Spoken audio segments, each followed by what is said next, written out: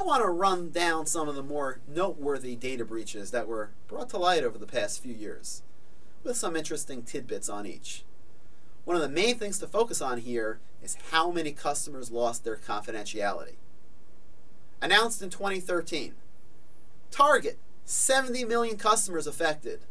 The breach started when credentials from their HVAC company were stolen. Announced in 2014, Chase, 83 million customers affected. The breach started because JP Morgan's security team didn't upgrade a server with two-factor authentication. Home Depot, 56 million customers affected. Like Target, the breach started from credentials stolen from a third-party vendor. Unpatched Windows systems were also directly in the mix. Sony, confidential data from Sony Pictures, including personal information of employees and their families, corporate emails, salary information, and unreleased films were released. Sony was ordered to pull the film The Interview, which had a plot to assassinate North Korea's Kim Jong-un. Announced in 2015, OPM, the Office of Personnel Management, 25 million users affected. Security clearance information, as well as fingerprints, were stolen. Secret agents, even if they changed their names, were now no longer safe.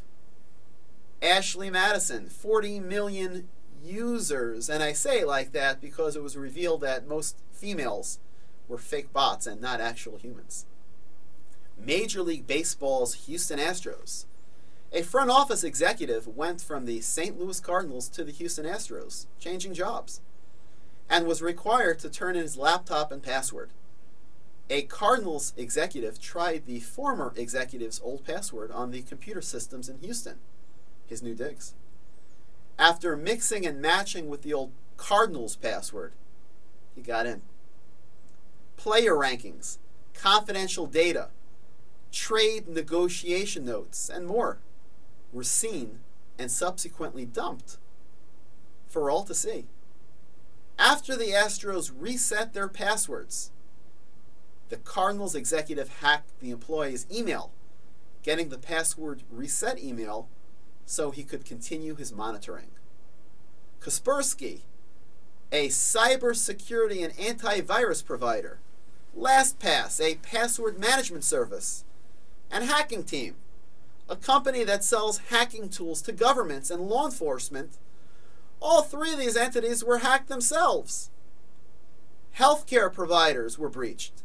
Excelis BCBS had 10.5 million affected customers.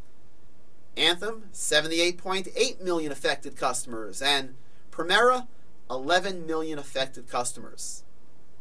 You can change your password after a hack, but you can't change your healthcare information, which includes, among other things, your social security number, home address, and patient health history. The Ukraine power grid was hacked and would be again the following year, 2016.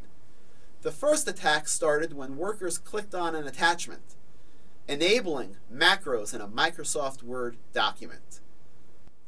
Announced in 2016, the Society for Worldwide Interbank Financial Telecommunication, SWIFT, is a network through which financial institutions can send and receive financial transaction information. They were hacked. The plot was actually uncovered when the hackers misspelled the word foundation.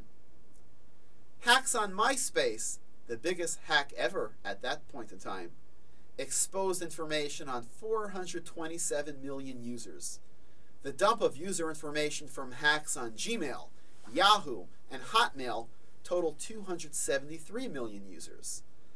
LinkedIn, 117 million users.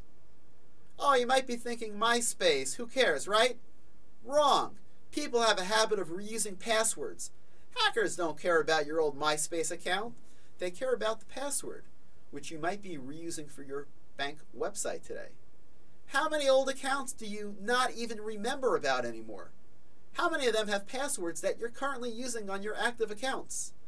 Mark Zuckerberg, founder of Facebook, he himself was hacked in this very fashion.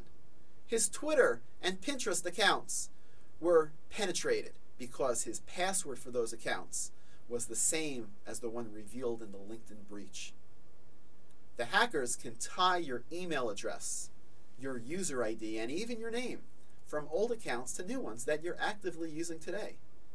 So yes, the MySpace hack is very relevant today. Oh, and don't reuse passwords, ever.